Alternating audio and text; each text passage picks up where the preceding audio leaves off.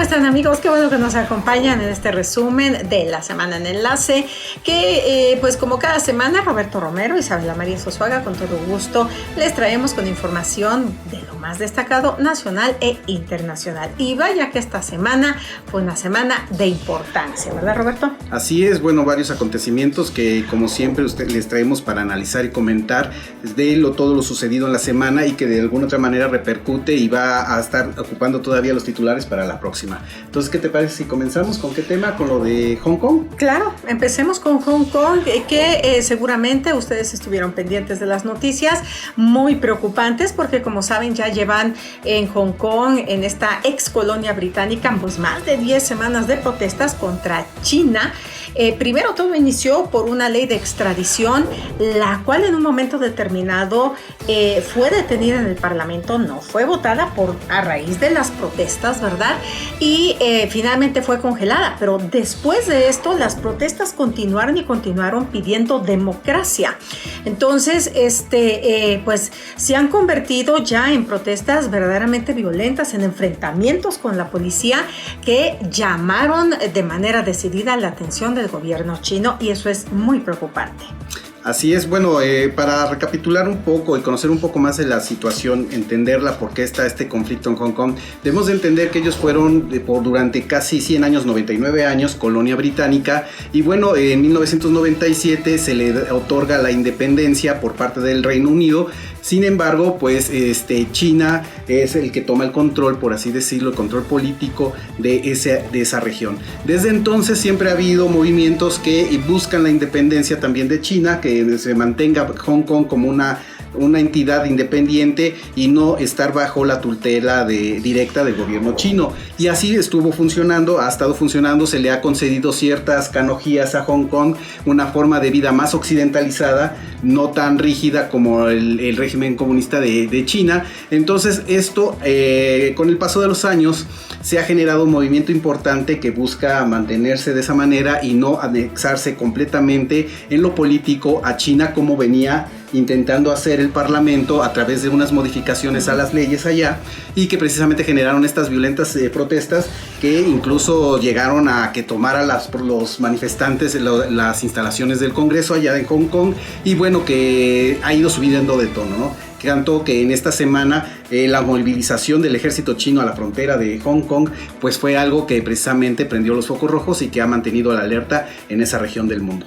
Lo que pasa es que las movilizaciones han sido tan dramáticas y cada vez han avanzado, cada vez, ¿cómo les diré?, más en lo que es su organización, que en esta semana paralizaron el aeropuerto, uno de los aeropuertos más importantes y más ocupados del mundo. Paralizaron también estaciones de trenes y pues se llevaron a cabo enfrentamientos. La policía utilizó gases lacrimógenos, cañones de agua, etcétera. Y ante esta violencia ya por parte de los opositores o de los manifestantes, el gobierno chino declaró que todas estas maniobras para ellos eran consideradas como terrorismo. Esto también, como bien dices, pues encendió los focos rojos en Washington, ¿correcto? Porque inmediatamente que empezó la movilización de tropas hacia la frontera con Hong Kong, el presidente de Estados Unidos, Donald Trump, en un tuit señaló que su inteligencia estaba diciendo que había movilización de tropas, y lo primero que hizo fue llamar a la calma, llamar al diálogo, llamar a que no se repitiera lo que sucedió hace 30 años en Tiananmen, ¿verdad? Que no se utilizara la fuerza que todos sabemos que el Estado chino tiene, inconmensurable, contra civiles que están desarmados y que están protestando. Independientemente de eso, también Naciones Unidas, Michelle Bachelet, la comisionada de Derechos Humanos, pues también pidió que las partes se sentaran, conversaran, que todo el mundo tuviese calma para evitar pues un derramamiento de sangre. Sin embargo, desde el momento en que declara el gobierno chino estas acciones como terrorismo, cualquier cosa se puede esperar. Sí, bueno, también tenemos que tomar en cuenta que estos movimientos que habían separatistas, bueno, o más bien independentistas de Hong Kong, finalmente han ido creciendo por una intervención directa, o últimamente, en las últimas fechas, directa de Estados Unidos. De ahí denunciaba hace algunas semanas China de que pues había un tráfico de armamento importante en todo lo que es el territorio que conforma Hong Kong, y que precisamente por eso también estaba movilizando sus tropas. De alguna otra manera, Estados Unidos ha sido la entidad, el Estado que ha estado detrás de estos movimientos, y que pues de alguna otra manera también los ha financiado de alguna otra forma. Y sin embargo, también tenemos que ver que las dos posiciones, tanto de China como de Estados Unidos, pues no son las más ideales, porque a final de cuentas ponen al pueblo de Hong Kong en medio de ese estira y afloja, claro. Y en donde pues desafortunadamente puede repetirse, como dices, una tragedia como la de Tiananmen,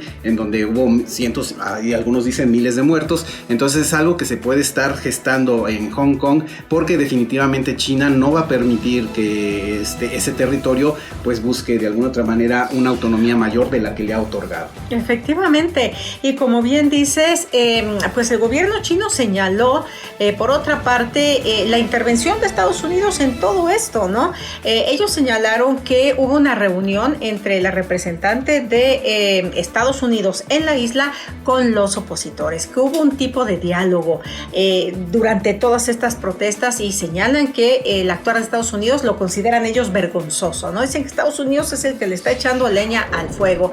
Y por otra parte, es muy interesante notar que el presidente Donald Trump mencionó también que la situación de los aranceles y esta guerra comercial que se está, como ustedes saben, gestando entre Estados Unidos y China, a pesar de los diálogos, etcétera, pues simplemente no ha llegado a un buen puerto, ¿no? A un final feliz, a un acuerdo. Entonces ahora sí, el presidente Trump señala que quizá la cuestión arancelaria debiera hablarse un poquito, relacionarse un poquito con lo que está sucediendo en Hong Kong, y solicitó de manera pues como muy informal, diríamos, ¿verdad?, reunirse con el presidente Xi Jinping de China, que por cierto alabó, dijo que era un gran hombre y que seguramente si el presidente se reuniera con los opositores o las personas que están protestando, llegarían a un buen puerto.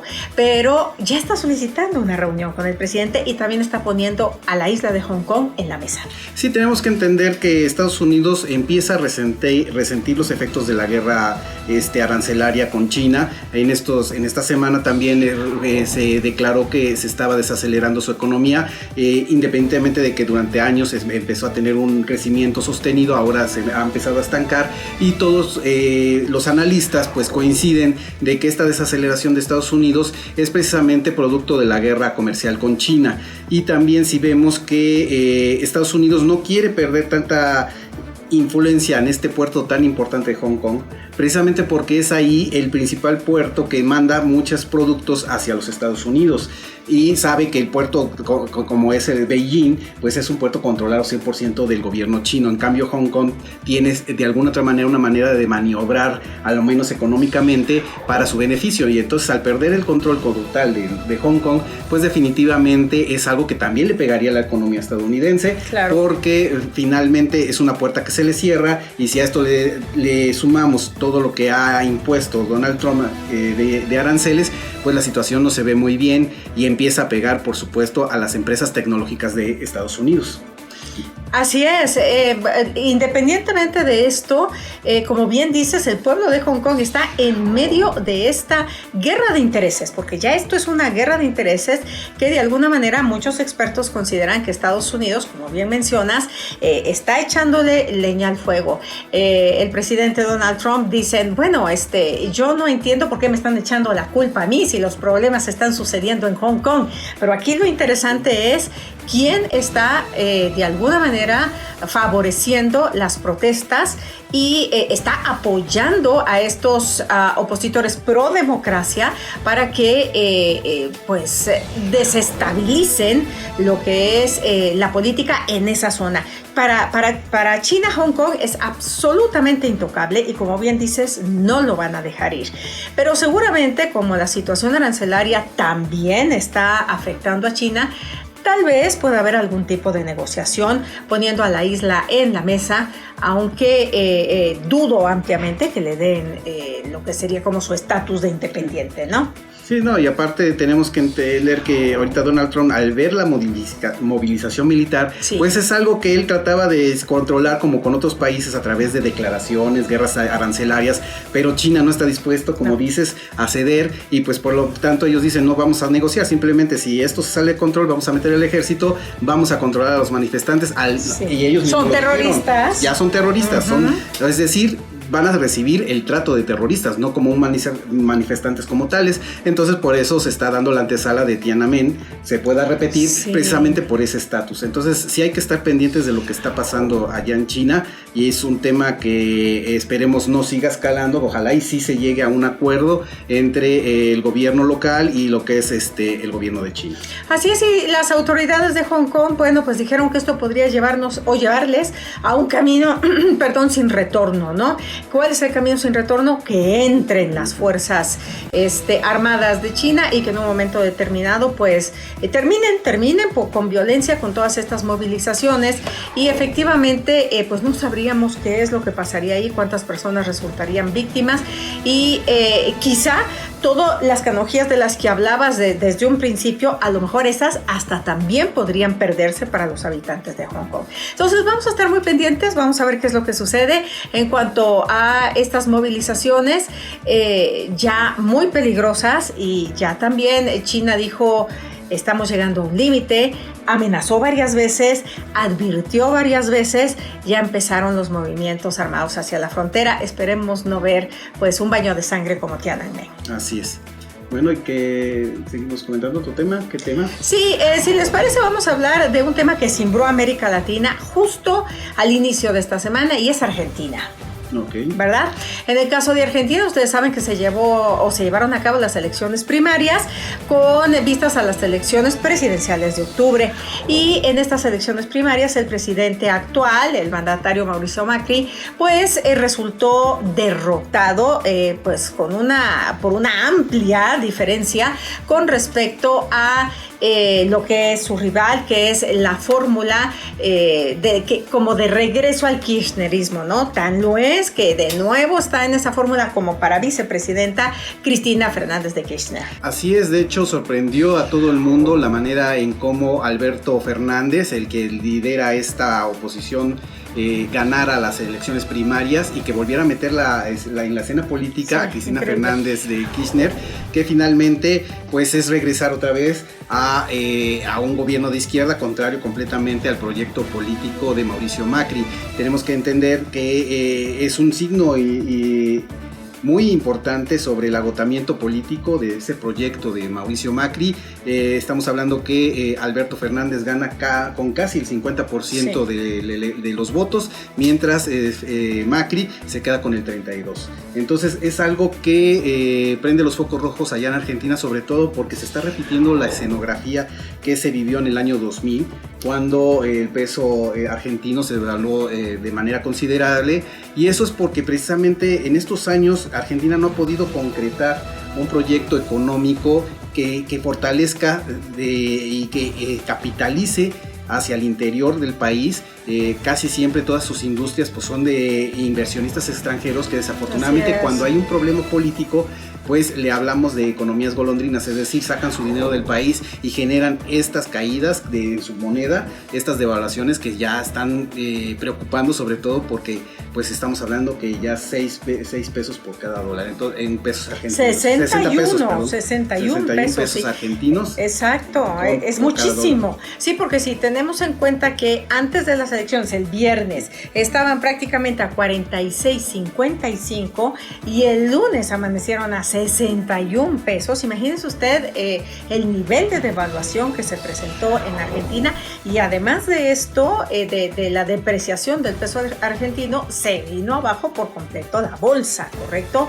Y prácticamente todas las empresas fuertes argentinas perdieron todo lo que tenían que perder. Entonces, en este sentido, pues según el presidente Mauricio Macri, fue algo que no se esperaba, ¿no? Fue una derrota que ellos no esperaban. De hecho, el domingo, todavía cuando estaban haciendo los recuentos, etcétera, se retrasó la hora del anuncio. La oposición estaba muy molesta, muy enojada porque no se daba la hora del anuncio hasta que finalmente se anunció lo que se tenía que anunciar. No daba para más. El lunes el presidente pues dio la cara y asumió su responsabilidad. Dijo, bueno, pues es mi culpa, es culpa de mi gabinete, de la gente, de mi equipo, y nos concentramos en lo que es la macroeconomía, como bien decías, y olvidamos que la gente necesita tener para vivir, o sea, necesita dinero, necesita trabajo, necesita ingresos para poder comer, para poder tener asistencia médica, etcétera. Y bueno, en este sentido, el presidente anunció un paquete de medidas pues para paliar un poquito todas estas, esta debacle que se vino en Argentina. Son medidas interesantes, más que nada, porque duran 3 meses, es decir, hasta después de las elecciones, por supuesto, ¿verdad? Está calculado, pero bueno, no se sabe si estas medidas son suficientes como para que le puedan dar algún tipo de ventaja durante las elecciones. Entre esas medidas, bueno, pues congeló durante 90 días los combustibles, redujo el impuesto al valor agregado, el IVA, a algunos alimentos, algunas medicinas, y también hizo algún tipo de modificaciones a los pagos de deuda y este tipo de cosas. Ahora no se sabe si esto va a ser lo suficientemente fuerte como para poder detener esta, es que fue como una avalancha, Lo que pasa es que, bueno, el problema que está viviendo Argentina es que está siguiendo un modelo económico que a nivel mundial efectivamente ya se ha visto que se estaba agotando, que se tenía que adaptar a nuevas situaciones reales de lo que estaba pasando en el mundo. Son economías cuando se ponen todos los huevos en una sola canasta. Desafortunadamente cuando falla algo, pues viene este tipo de avalanchas que desafortunadamente terminan con la economía prácticamente de un país, y la única vía que ahorita tiene Argentina es hacer este tipo de medidas. Claro. Y pues por supuesto ya se le cierran más las puertas, porque recordemos que ya Macri había negociado con el Banco Mundial y con los diferentes créditos y de alguna otra manera formas de pagar sus créditos más ligeros. Sin embargo, al no haber una certidumbre de cómo está la economía en ese país, pues desafortunadamente esto puede poner muy, muy grave la situación económica de los argentinos, sobre todo porque es una sociedad que desafortunadamente, más que producir, es una sociedad que se ha caracterizado por ser de mucho consumo, y Argentina no ha aprendido a hacer industria interna, de proteger su economía, y sobre todo de que la gente no solo sea de consumo, sino que también aprenda a ahorrar, que aprenda a invertir y a hacer negocio. El argentino desafortunadamente por muchos años se ha ido por la economía de consumo, sobre todo copiando mucho lo que le beneficia, por ejemplo, a grandes potencias como Estados Unidos. Efectivamente. Y bueno, pues el resultado de esta debacle económica en Argentina fue que todo el mundo se echó la culpa, ¿no? El presidente Macri dijo que pues al haber ganado esta fórmula kirchnerista, ¿verdad?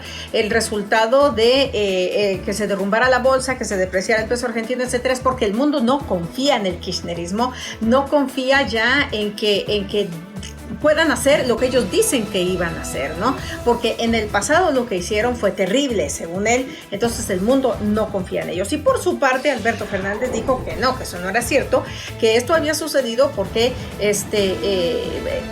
el modelo económico que había hecho Macri básicamente era como si hubiese sido un fraude, o sea, no estaba bien sustentado, que había emitido bonos por todos lados y que había acrecentado la deuda. Sí, o sea, con esa desesperación de quedar con buenos números ante el Fondo Monetario Internacional, pues Argentina de alguna otra manera infló muchas de sus cuestiones, claro, que generan de alguna otra manera certidumbre a los empresarios, a los inversionistas. Sin embargo, pues después de esta situación pone a temblar a todos ellos, porque no saben qué futuro hay, si va a continuar el proyecto político de Macri o si va a haber otra vez un cambio. Entonces la gente, como no es muchos de esos capitales no son argentinos, precisamente lo primero que van a hacer es detener ese dinero y ponerlo en un país que le dé mejor certidumbre.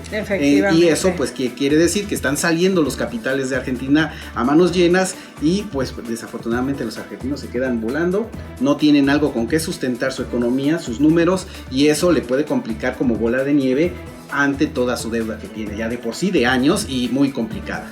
Pues vamos a ver qué sucede en materia política, en materia financiera en Argentina en las próximas semanas. Si te parece, cambiamos de tema rápidamente, nos vamos a nivel nacional, nivel local, porque uno de estos días nos amanecimos con que la exsecretaria de Sedesol y de Sedatu, Rosario Robles, pues fue llevada a eso de las 8:20 de la mañana a Santa Marta, Acatitla, es decir, a la prisión.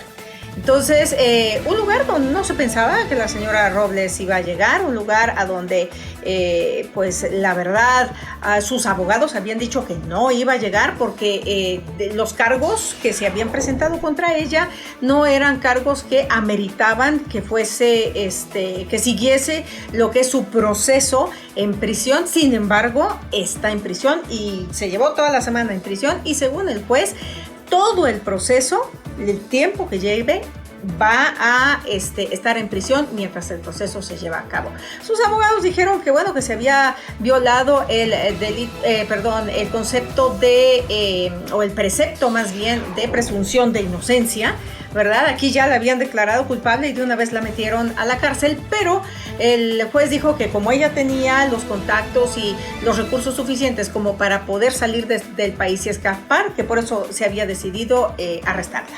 Así es, bueno, la estrategia ahorita que tienen los abogados que tratan de defender a Rosario Robles es precisamente irse por esa vía de tratar de desacreditar el proceder del juez y del proceso que se le está siguiendo a Rosario Robles, precisamente argumentando de que pues incluso el juez se ha manifestado y ha hecho algunas declaraciones que de alguna otra manera denotan, según los abogados, hasta un ensañamiento en contra del personaje de Rosario Robles.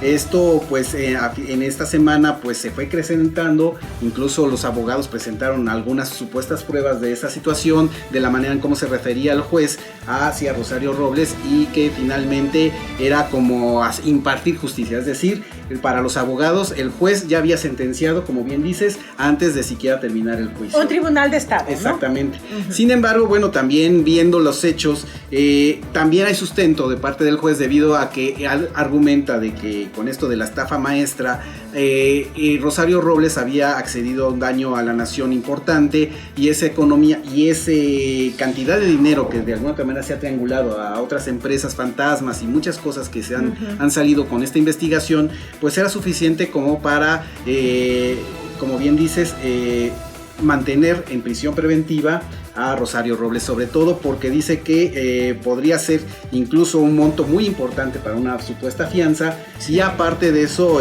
como dices, tiene los medios, o consideró el juez que podía tener los medios necesarios para poder salir del país y después pues no presentarse o no estar, o ser de manera mucho más difícil seguir su caso, y sobre todo de ser declarada culpable pues estuviera presencia para hacer cumplir su sentencia. Entonces por eso el juez de alguna otra manera justifica su accionar. Es muy interesante todo lo que está saliendo en este juicio porque, por ejemplo, las declaraciones de quien fuera auditor de la federación señalando que ya le había hecho saber a Enrique Peña Nieto lo que estaba sucediendo en Sedatu y que le había explicado que todas estas componendas que se estaban llevando a cabo, como dices, con la triangulación y esta estafa, y que Peña Nieto había dicho, bueno, pues estoy tomando nota, y que presuntamente sí se tenía intención de hacer algo con respecto a lo que estaba sucediendo, pero nunca se hizo nada. Y el detalle de que sucedió en Sedesol y sucedió lo mismo en Sedatu. Además, el auditor dijo haber hablado en persona con Rosario Robles y decirle, oiga, lo que está usted haciendo es un delito, dejen de hacerlo. Y que ella le dijo, sí, lo vamos a dejar de hacer, pero se siguió haciendo. Entonces, precisamente estas declaraciones pues ya involucran al presidente Peña Nieto y a José Antonio Meade, ¿no? Que ya en un momento determinado el juez está diciendo, bueno, pues valdría la pena también investigar hasta dónde estos personajes políticos están inmiscuidos dentro de